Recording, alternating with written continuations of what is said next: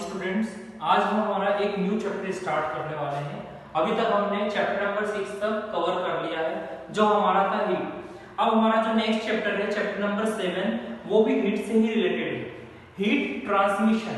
इस चैप्टर में हम स्टडी करेंगे हीट को किस किस मेथड के हेल्प से हम ट्रांसफर कर सकते हैं। Heat transfer means heat transmission, heat का ट्रांसफर होना ही हमारा क्या होगा, हीट ट्रांसमिशन। अब हम देखते हैं कि हीट, फ्लो ऑफ हीट, हम कहें कि जो ऊष्मा का प्रवाह है वो किस डायरेक्शन से किस डायरेक्शन पे होगा। इसे समझने के लिए हम इसे रिलेट कर सकते हैं वाटर के साथ। आपने देखा होगा कि वाटर यदि एक हाई लेवल पे है, एक ऊंचे लेवल पर है, तो ऑटोमेटिकली वो लो लेवल की ओर फ्लो होना स्टार्ट कर देता है। मींस यहाँ पर यदि ज्यादा एम्पलीट्यूड पर, ज्यादा ऊंचाई पर हमारा फ्लूइड रखा हुआ है तो वो लो लेवल पर ऑटोमेटिकली फ्लो करने लगता है। इसी के आधार पर हम फ्लो ऑफ हीट समझ सकते हैं। मींस जब भी दो बॉडी, यदि एक बॉडी का टेम्परेचर ज्यादा है और एक बॉडी का टेम्परेचर कम है तो हीट का फ्लो कहाँ होगा, हॉट बॉडी से कोल्ड बॉडी की ओर। क्यों? क्योंकि हमेशा जब भी दो ऑब्जेक्ट एक दूसरे के कांटेक्ट में आएंगे, एक ज्यादा हीट वाला और एक कम टेम्परेचर वाला, या कहें हम ज्यादा टेम्परेचर वाला और कम टेम्परेचर वाला, तो इनके बीच में ट्रांसफर ऑफ हीट कब तक होता रहेगा, फ्लो ऑफ हीट, जब तक इन दोनों बॉडी का टेम्परेचर सेम ना आ जाए।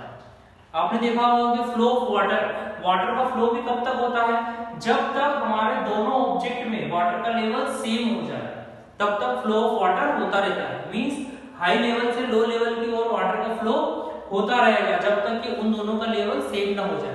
तो यहाँ पर भी हम देखते हैं कि फ्लो ऑफ हीट, तो heat flows from the hotter object to the cooler. Means heat का फ्लो कहाँ होगा, ज्यादा टेम्परेचर वाले से कम टेम्परेचर वाले ऑब्जेक्ट की ओर होगा। अब हम देखते हैं कि जो हीट है, हीट भी डिफरेंट टाइप से ट्रांसफर होती है। तो हीट का ट्रांसमिशन 3 मोड्स के बेसिस पे होता है। पहला होता है कंडक्शन, दूसरा होगा कन्वेक्शन और तीसरा होगा रेडिएशन। ये 3 मोड्स ऑफ हीट ट्रांसमिशन होते हैं। पहला होगा कंडक्शन, जब भी किसी सॉलिड बॉडी से सॉलिड बॉडी के बीच में हीट का क्या होगा, ट्रांसमिशन होगा, तो उसे हम क्या नाम देंगे, कंडक्शन। दूसरा है हमारा कन्वेक्शन, जब भी हीट का ट्रांसमिशन लिक्विड से सॉलिड से होगा। मींस या तो सॉलिड से लिक्विड के बीच में होगा। मींस यहाँ पर हमारे दो मीडियम चेंज हो जाएंगे, एक मीडियम क्या रहेगा, लिक्विड रहेगा, और एक क्या रहेगा, सॉलिड रहेगा। तो ऐसी मेथड जिसमें हीट का ट्रांसमिशन होगा उसे हम कन्वेक्शन कहेंगे। थर्ड है हमारा रेडिएशन। रेडिएशन ऐसा मोड ऑफ हीट ट्रांसमिशन है जिसमें किसी भी मीडियम की जरूरत नहीं होती है। फॉर एग्जांपल सन, सूर्य से वहां से क्या हो रहा है, रेस, जो एनर्जी की रेस है वो हमारे अर्थ तक आती है, लेकिन सन और अर्थ के बीच में कोई भी मीडियम नहीं होता है। तो यहाँ पर हीट का ट्रांसमिशन कैसे होता है, कन्वेक्शन के माध्यम, रेडिएशन के माध्यम से। सबसे पहले हमने देखा कंडक्शन, दूसरा कन्वेक्शन देखा, तीसरा देखा रेडिएशन। मींस यहाँ पर क्या होगी, रेडिएट होगी, हीट रेडिएट होगी और सन से अर्थ की ओर आएगी। अब हम देखते हैं कंडक्शन। कंडक्शन किस प्रकार से होगा। फॉर एग्जांपल यदि हमारे पास एक मेटल की रॉड है और हम उसे धीरे धीरे हीट देना शुरू कर रहे हैं, मींस उसका टेम्परेचर धीरे धीरे बढ़ रहा है, तो सबसे पहले क्या होगा, फॉर एग्जांपल यदि ये हमारी क्या है, मेटल की रॉड है और हमने इसके इस एंड पर इसका टेम्परेचर धीरे धीरे बढ़ाना शुरू किया, तो यहाँ पर जो सॉलिड है उसके जो पार्टिकल्स हैं उन्हें हीट मिलना शुरू होगी। जैसे जैसे उन्हें हीट मिलेगी तो ये पार्टिकल्स अपनी जगह से मूव करने लगेंगे, मींस वाइब्रेट करने लगेंगे।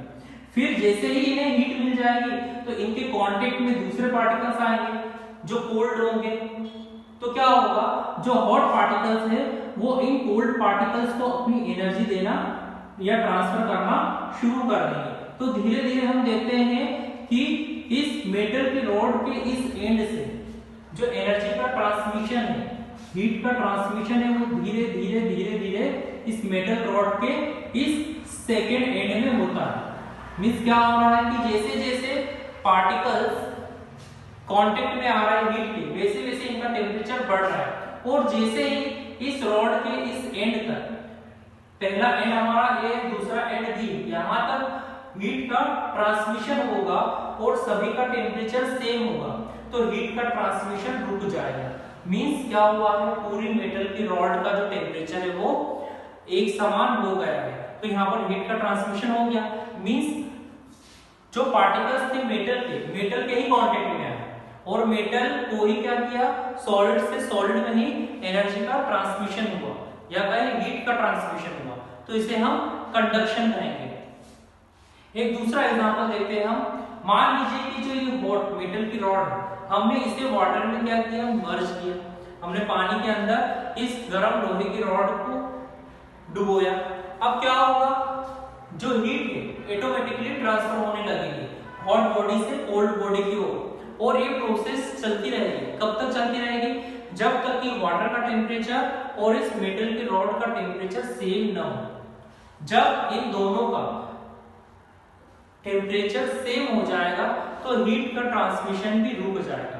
मींस यदि किसी भी प्रकार के ट्रांसमिशन की बात करें, वाटर की बात करी हमने, तो वाटर में क्या देखा, वाटर के एक कंटेनर का लेवल दूसरे वाटर के कंटेनर के लेवल के बराबर जब तक नहीं होता है तब तक वाटर का फ्लो होता रहता है, और जैसे ही दोनों कंटेनर में वाटर का लेवल सेम हो जाता है तो फ्लो ऑफ वाटर रुक जाता है। मींस वहां पर वाटर का फ्लो ही नहीं होगा। ठीक उसी प्रकार हीट का ट्रांसमिशन भी एक ऑब्जेक्ट से दूसरे ऑब्जेक्ट तक तब तक होता रहेगा जब तक कि दोनों इक्विलिब्रियम स्टेट में नहीं पहुंचते, साम में नहीं पहुंचते।